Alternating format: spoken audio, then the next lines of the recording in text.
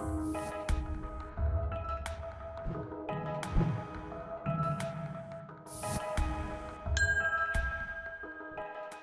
good afternoon, everybody. This is Sherry Blaho. Thanks so much for coming to this meeting. We want to use this time to address the common questions that each of you are going to be having. Both Jim and Brandy will be sharing key information and fact with you, including what I call the big three. They're, of course, going to address what it's going to cost, how long it's going to take, and what does it look like. After this meeting, I'll then work with each of you individually to get your numbers, a personal demo, and an action plan set up. So I'm just going to go ahead and hand this over to Brandy and Jim now. Awesome. Thanks, Sherry. So we all got that message from Sage the other day that they announced that the last quarter update they're going to send out is going to be the end of September of 2020. So around September 20th, 23rd, we'll get that last quarter update. And this will be the last update that has any tax changes or forms in it. And so that means we won't get an update for quarter 4. So in December or even early January, we won't get any quarter updates. So any tax forms that might be updated at the end of the year for the year 2020 forms, or any tax table changes for 2021 payrolls will not be up to date. But I will add, you can manually update the tax tables. There's a little risk involved there, but you can do it. So that was the big announcement we heard. So what happens for your year-end 2020 reporting and tax forms? And this is important because, as Brandy mentioned, the last tax update is the third quarter of 2020. And most of the year-end forms that are normally updated won't be that early. So here's the deal. If no government tax form updates are issued, then you might be able to do year-end in Abra, but it is still a risk. If government forms have changes, and we are talking about the W-2s, 941s, 940 state taxes and unemployments, and even the locals, they will have to be manually done or use another program to get it done with the correct forms. However, if you do, and you should move to a new system by then, we recommend that you load the year-to-date information for your current year and then also maybe an additional year, but all that is able to be discussed later. And that will help you for the current year for your tax filing from your new system. And this is how we do our implementations, by putting that first year in there, and then with that transaction history in the new system, makes the whole year go a lot smoother for year-end reporting. So then another big question is, what's going to happen with ongoing support? So Sage will no longer take any Abra support calls after December 28th of 2020. CS3 will continue to provide support to that date, and if we go beyond that date, it'll be at a premium price, mainly because there's risks involved in all the things we'll have to do to maintain Abra Suite. If we do manual tax table updates or have to force data into forms and files, we can't guarantee any of the results, and it's going to be more challenging to work with. Also, one thing to keep in mind is FoxPro could at any time stop working with Windows Update. You know, we've seen it with other products along the way, but just something to keep in mind. A Microsoft update one Tuesday could cause a problem with FoxPro. Yep. So what are our alternatives? What do we offer, and what can you move to? So first, there's Sage HRMS. And so that was next in line after Abra and came HRMS. So Sage has pre-built migration tool for the HR side, and CS3 has built a payroll data migration tool. HR in HRMS is about 95 to 98% the same, but payroll is a totally different product.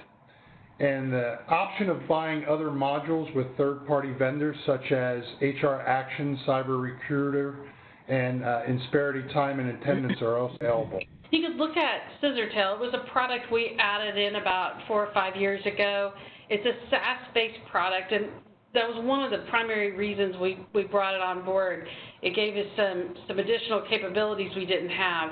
Another important reason we picked it is it gives us hire to retire without a lot of third-party add-ons that we had to have with HRMS. It also gives us one database with anywhere, anytime access. Makes it really nice and easy. With the base Scissortail, it also includes your tax filings so forms that go to the government, and also the payments for you as part of Scissortail. And then I've got another thing up there listed with outsourced payroll services. So you can also outsource other pieces of Scissortail because it's a SaaS-based product. We can also cover things for you like sending the ACH file to the bank, printing the checks for your employees, and we can make a custom tailor what you're looking for with this offering. Well, another option is Hagel & Company. So it's a on-premise option if Sage HRMS or SaaS are not good options for you. And based on newer technology, it doesn't have a hire to retire fully, but it has a lot of modules included in it. And they do quality work, and they have done many Abra migrations. But the sad news is with this option, Brandy and I, and now Rhonda, will not be your contact and support anymore. And of course, we would miss you as well, but we want what's best for you. Sherry, you had a couple things you were going to say about some of the key issues we see with HRMS compared to Abra? Yeah, thanks, Brandy. We certainly want to share these concerns that we have about HRMS, and we don't want it to sound like we're displeased with Sage, but it has been a bit of a disappointment. Sage has been a long-term business partner of ours that we have just really cherished that relationship, and they've brought us many good products, not only on HR and payroll, but also on ERP. However, after doing many Sage HRMS implementations, we found some shortcomings that we think it's important for you to understand where some weaknesses are, so that when you make your ultimate decision, you'll be well informed. If these don't impact you, but Brandy and Jim always want to operate with complete transparency. A few of our top ones, we have a list of quite a few of them, but that gives you a good idea. And we can provide that to them as well, right? So. Yes. Yeah, we've got that documented.